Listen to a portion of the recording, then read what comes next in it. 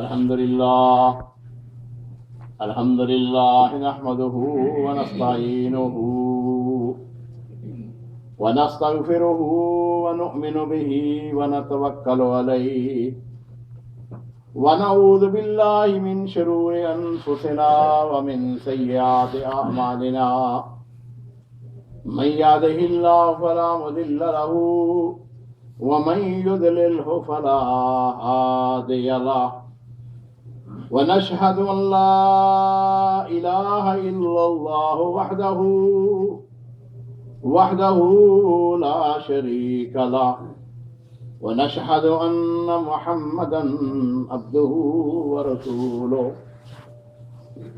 اللهم صل على محمد وعلى آل محمد كما صليت على إبراهيم وعلى آل إبراهيم إنك حميد مجيد اللهم بارك على محمد وعلى آل محمد كما باركت على إبراهيم وعلى آل إبراهيم إنك حميد مجيد ألا لا إيمان لمن لا أمانة له ولا دين لمن لا أحد له اللهم رب اشرح لي صدري ويسر لي أمري واحلل عقدة من لساني يفقهوا قولي أما بعد فأعوذ بالله من الشيطان الرجيم بسم الله الرحمن الرحيم فبما رحمة من الله لنت لهم ولو كنت فظا غليظ القلب لانفضوا من حولك فاعف عنهم واستغفر لهم وشاورهم في الأمر. حضرات گرامی، واجب الاحترام بزرگوں، محترم دوستوں، عزیز ساتھیوں اور بھائیوں، تمام قسم کی حمد و ثنا اللہ رب العزت کے لیے ہے جو ہم سب کا خالق، مالک، رازق ہے، جس نے ہمارے اوپر بے پناہ بے شمار انعامات کیے ہیں. اور اس کے بعد کروڑ درود و سلام ہوں سید الانبیاء محمد رسول اللہ صلی اللہ علیہ وسلم کی ذات گرامی پر، وہ پیارے پیغمبر جو اس کائنات کے لیے رحمت بن کر تشریف لائے، جن کی وجہ سے اللہ نے ہم کو اسلام کی دولت سے نوازا.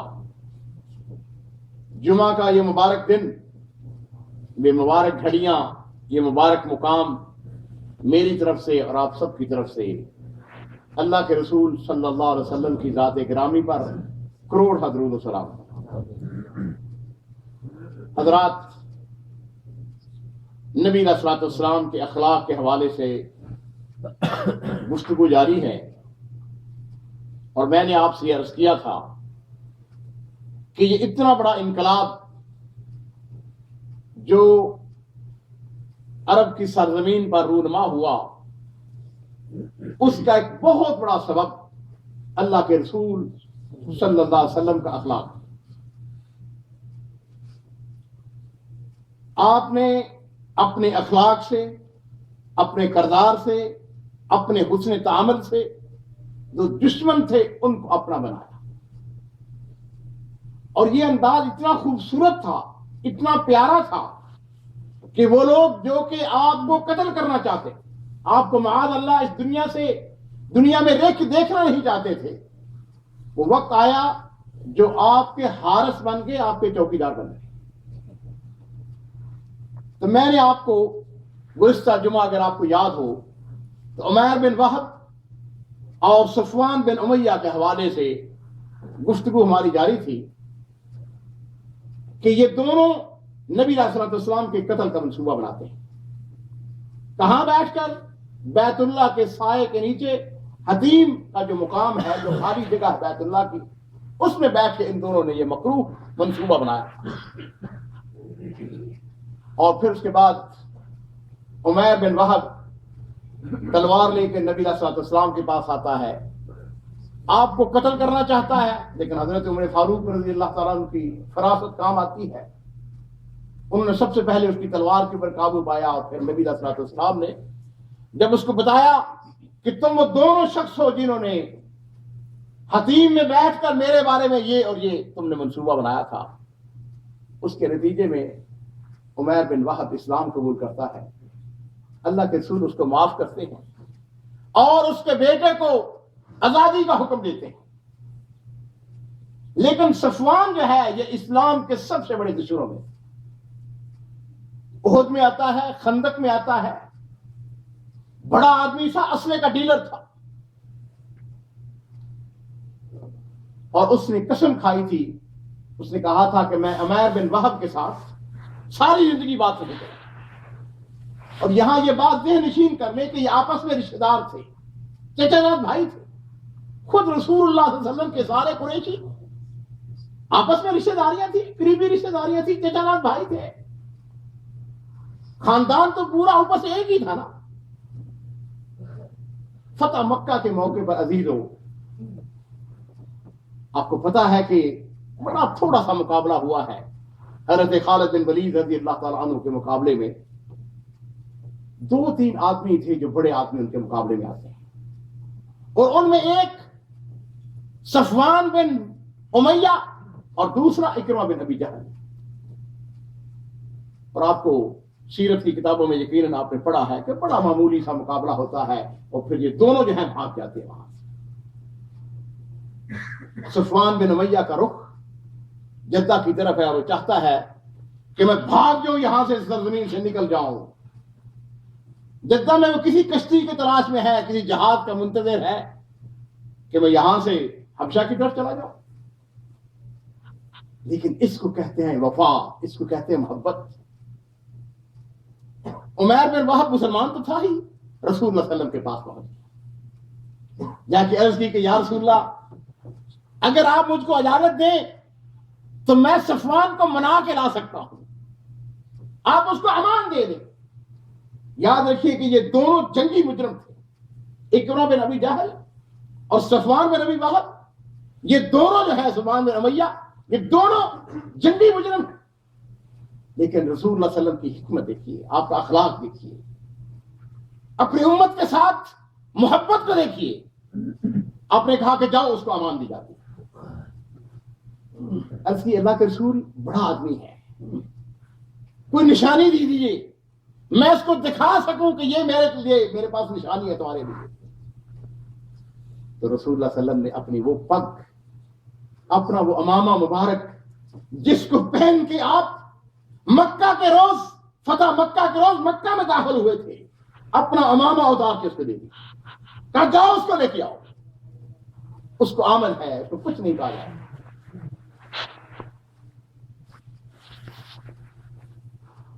عمیر جدہ میں پہنچتا ہے اور جا کے اپنے چچا زاد بھائی کو تلاش کیا، اور صفوان انتہائی غصے کے عالم میں ہے. اس کو جا کے کہتا ہے فدا کا ابی و امی. ذرا غور کیجیے الفاظ کے اوپر. جو دعات ہیں، جو دعوت کا کام کرنے والے ہیں، لوگوں کو اسلام کی طرف بلانے والے ہیں، ان کو بڑی حکمت سے کام لینا پڑتا ہے. کبھی آپ نے یا میں نے کبھی کسی کہا ہے کہ میرے ماں باپ تم کو قربان ہو؟ کبھی نہیں ہم کہتے، سیدھی بات ہے. لیکن عمیر جو ہے وہ چاہتا ہے کہ یہ مسلمان ہو جائے، یہ نبی علیہ السلام کے پاس چلا جائے. اس کو جا کے کہا فدا کا ابی و امی اللہ اللہ فی نفسک. میرے ماں باپ تم پہ قربان ہو، کیوں اپنی جان کے درپے ہو؟ کیوں اپنی جان کو ہلاک کرنا چاہتے ہو؟ کہاں بھاگ کے جا رہے ہو؟ اس نے کہا فہذا امان رسول اللہ صلی اللہ علیہ وسلم قد جئتک بہ. وہ امامہ دکھا کے اس کو کہا یہ دیکھو رسول اللہ صلی اللہ علیہ وسلم کی پگڑی مبارک ہے، یہ میں نشانی کے طور پر تمہارے پاس لے کے آیا ہوں کہ اللہ کے رسول نے تجھ کو معاف کر دیا ہے، تجھ کو امان دے دیا ہے، کچھ نہیں کہا جائے گا، چلو میرے ساتھ چلو. اور صفوان اس کے جواب میں بڑے غصے کے ساتھ اس کو کہتا ہے ویحک اقرب عنی فلا تکلمنی، کہ جاؤ بھاگ جاؤ، میرے ساتھ خبردار تم نے اگر بات کی. لیکن عمیر جو ہے پھر اس کے بعد بڑی حکمت کے ساتھ، بڑی محبت کے ساتھ اس کو کہتا ہے اے صفوان فدا کا ابی و امی. ڈانٹ کھا چکا ہے لیکن اس کے باوجود پھر اس نے کہا فدا کا ابی و امی افضل الناس. اور عزیزو یہ ہے میرے نبی کا اخلاق صلی اللہ علیہ وسلم. آپ کا ایک ساتھی گوئی کا دے رہا ہے, صفوان کو کہہ رہا ہے فدا کا ابی و امی افضل الناس. سب سے زیادہ اگر کوئی بہترین شخصیت ہے تو محمد رسول اللہ کی ہے. وابر الناس, لوگوں میں سب سے زیادہ نیکی کرنے والے. واحلم الناس, سب سے زیادہ تحمل مزاج. وخیر الناس, لوگوں میں سب سے اچھے, سب سے عمدہ. ابن امت, صفوان تیرا چچا رات بھائی ہے. عزت, اس کی عزت تمہاری عزت ہے. وشرفہ شرفک, اس کا شرف تیرا شرف ہے. وملکہ ملکک, اس کی بادشاہی تیری بادشاہی. ذرا غور کیجیے, اندازہ کیجیے ان الفاظ کے اوپر. عزیزو, جب یہ مکارم اخلاق سنتا ہے صفوان, اس کی دل کی کیفیت بدل جاتی ہے. اس کے جواب میں کہتا ہے انی اخافہ علی نفسی. صفوان کہتا ہے کہ مجھے ان سے اپنی جان کا ڈر ہے.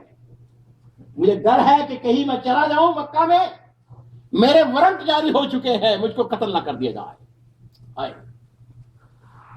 عمیر نے پھر اگلی بات کہی. ہم اس کو کہہ سکتے ہیں اپنی انداز میں, بھولے آدمی کیا بات کرتے ہو. کہنے لگے هو احلم من ذاک واکرم, وہ تمہاری توقع سے کہیں زیادہ جو ہے مہربان اور کریم آدمی ہے. تم جا کے دیکھو تو صحیح, اس کے قریب ہو کے دیکھو تو صحیح. اور پھر عزیزان محترم یہی ہوا کہ عمیر صفوان کو اپنے ساتھ لے کر مکے واپس آتا ہے. کس شان کے ساتھ کہ صفوان گھوڑے کے اوپر سوار, اور نبی علیہ الصلوۃ والسلام جو ہیں بیت اللہ کے اندر تشریف فرما ہے, گھوڑے کے اوپر آیا, گھوڑے سے نیچے نہیں اترا, اور نبی علیہ الصلوۃ والسلام کو مخاطب ہو کے کہنے لگا یذهب هذا انک قد امنتنی. عمیر کی طرف اشارہ کر کے کہنے لگا کہ یہ مجھ کو کہتا ہے کہ آپ نے مجھ کو امان دی ہے. تو نبی علیہ الصلوۃ والسلام نے فرمایا کہ صدق, درست بات ہے, سچ ہے کہ میں نے تم کو معاف کر دیا, امان دے دی ہے. اور ایک روایت کے اندر آتا ہے نبی علیہ الصلوۃ والسلام نے فرمایا انزل جوا وحد. عربوں کے ہاں جس کو عزت دینی ہوتی ہے اس کو بیٹے کے نام سے, کنیت کے نام سے پکارا جاتا ہے. صفوان کی کنیت ابا وحب تھی. نبی علیہ الصلوۃ والسلام نے فرمایا انزل یا ابا وحب, اور گھوڑے سے نیچے تو اترو. اس نے کہا کہ اگر مجھ کو امان ہے فجعلنی بالخیار شہرین, مجھ کو 2 مہینے کی مہلت دیجیے, میں سوچوں گا کہ اسلام قبول کرتا ہوں یا نہیں کرتا. نبی علیہ الصلوۃ والسلام نے فرمایا کہ انزل یا ابا وحب, ابا وحب گھوڑے سے نیچے اترو, تم 2 مہینے کی بات کرتے ہو, ہم تم کو 4 مہینے دیتے ہیں, جاؤ 4 مہینے کے اندر اسلام قبول کر لو. اور عزیزو, دوستو, ساتھیو, یہ 2 مہینے کی بات نہیں, 4 مہینے کی بات نہیں. سیرت نگاروں نے لکھا ہے کہ صرف 3 ہفتے کے اندر اندر صفوان بن امیہ جو اسلام قبول کرتا ہے. نبی علیہ الصلوۃ والسلام نے دلوں کے اوپر حکومت کی ہے, سروں پہ حکومت نہیں کی ہے. زبردستی کسی کو اسلام قبول کرنے پہ مجبور نہیں کیا ہے. اور پھر اخلاق کا ایک اگلے منظر دیکھیے. آپ کو یاد ہے کہ فتح مکہ کے فوراً بعد غزوہ حنین ہوتا ہے. نبی علیہ الصلوۃ والسلام جب آئے تھے مکہ کو فتح کرنے کے لیے تو یہ تو نہیں اندازہ تھا کہ ہم نے جا کے حنین کے اندر بھی جا کے لڑائی کرنی ہے. اب آپ کو اسلحہ کی ضرورت ہے, زیروں کی ضرورت ہے. اور میں یہ عرض کر چکا ہوں کہ صفوان بن امیہ اسلحے کا ڈیلر تھا. ذرا غور کیجیے, اگر کوئی اور فاتح ہوتا, سارا مکہ ان کی دسترس کے اندر تھا, اپنے آدمی کو بھیج کر جا کے اس کا اس کے اسٹور سے جا کے لے آؤ سامان جتنا چاہیے. لیکن نبی علیہ الصلوۃ والسلام جو ہیں وہ صفوان کو پیغام بھجواتے ہیں کہ ہمیں کچھ درہوں کی ضرورت ہے. روایات کے اندر آتا ہے کہ 300 درہوں کی ضرورت ہے, ہمیں لڑائی کے لیے جانا ہے.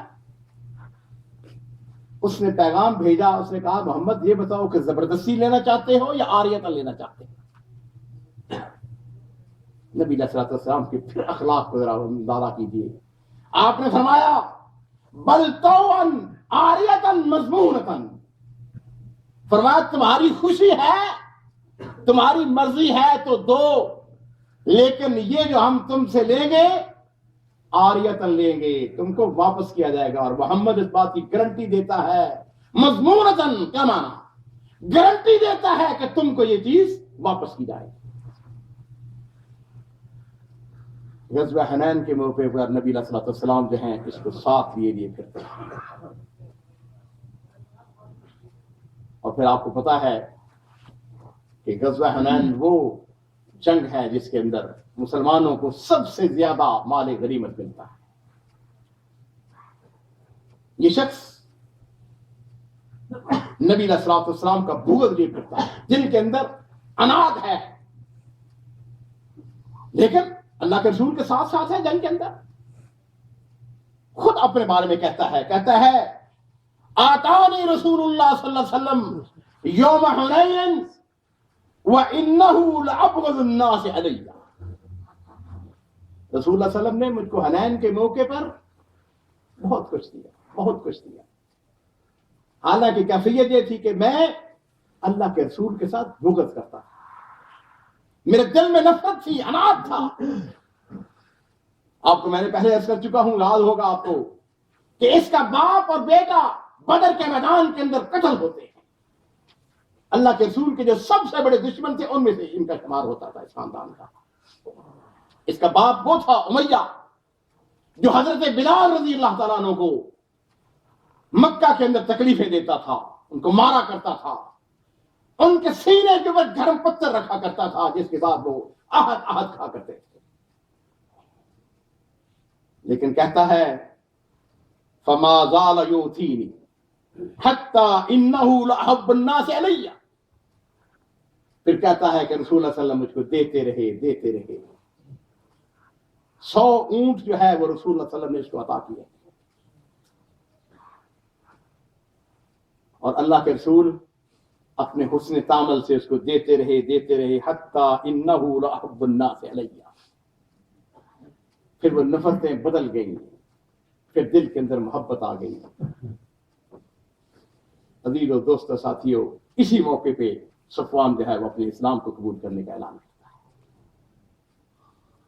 ہے. یہاں پہ چند لمحات کے لیے رک جائیں, اور وہ یہ ہے اپنے اس نبی, اپنے اس پیغمبر, اپنے اس رسول صلی اللہ علیہ وسلم جن کی ہم امت ہیں, جن کے ساتھ ہمارا بڑا گہرا تعلق ہے, جن کے اوپر اگر ایمان نہ لائے ہم مسلمان نہیں رہتے ہیں. ان کے اخلاق کو دیکھو, ان کے حسن تعامل کو دیکھو. عزیزوں, کبھی اپنے گریبان کے اندر مجھ سمیت ہم سب جھانک کے دیکھیں, اپنے آپ سے پوچھیں ہمارا اپنے دشمن کے ساتھ کیسا تعامل ہوتا ہے, ہم اس کے ساتھ کیا کرتے ہیں. ذرا سی کوئی بات کر جائے, ساری زندگی ہم اس کو معاف کرنے کے لیے تیار نہیں ہوتے, الا من رحم ربی.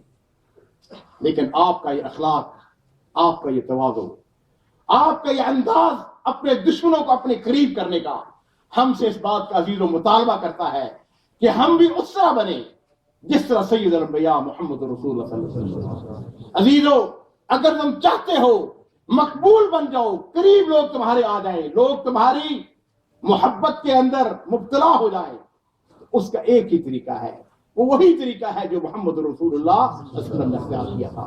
اپنے دشمنوں کو معاف کر دینا, ان کے ساتھ حسن سلوک کرنا. اگر وہ آپ کو برا بھلا بھی کہہ رہے ہیں تو بھی آپ ان کے بارے میں اچھا سوچے. یاد رکھیے رسول اللہ صلی اللہ علیہ وسلم جو ہیں ان کے یہ جو انداز ہے یہ ہمارے لیے اسوہ حسنہ ہے. اللہ تعالیٰ نے ہم کو یہ حکم دیا ہے لقد کان لکم فی رسول اللہ اسوۃ حسنہ، رسول اللہ صلی اللہ علیہ وسلم کو ہم نے نمونہ بنا کے بھیجا ہے۔ اللہ رب العزت سے دعا ہے اللہ رب العزت مجھ کو، آپ کو، سب کو نبی علیہ السلام کے اخلاق کے اوپر، آپ کی اسوہ حسنہ پر عمل کرنے کی توفیق عطا فرمائے۔ وآخر دعوانا ان الحمد للہ رب العالمین۔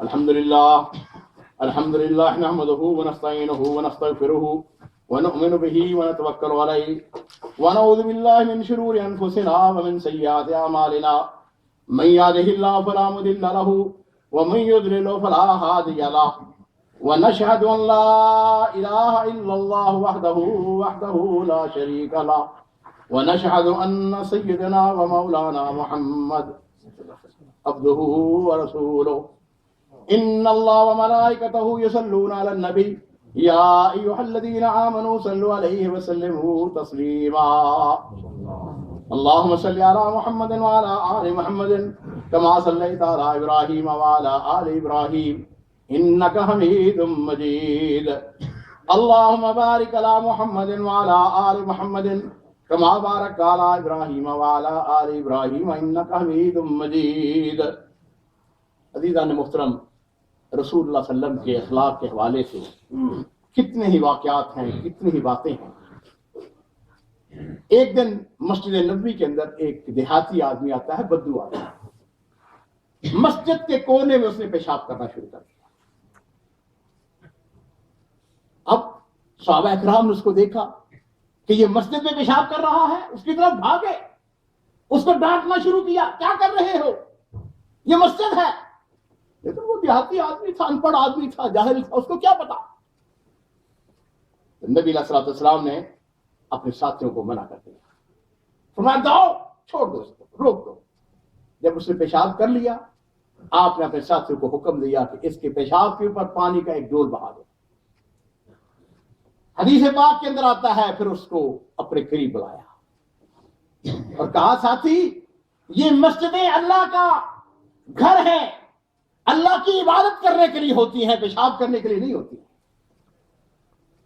اور پھر نبی علیہ الصلوۃ والسلام نے صحابہ کرام کو ایک بات کہی، آپ نے فرمایا انما بعثتم میسرین ولم تبعثوا معسرین، آپ نے فرمایا کہ تمہیں آسانی پیدا کرنے کے لیے بھیجا گیا ہے، نہ کہ تنگی پیدا کرنے کے لیے۔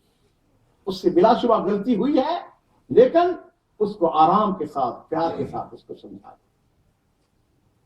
نبی علیہ الصلوۃ والسلام ان عورتوں کے اوپر بھی مہربان، ان بچوں کے اوپر بھی مہربان۔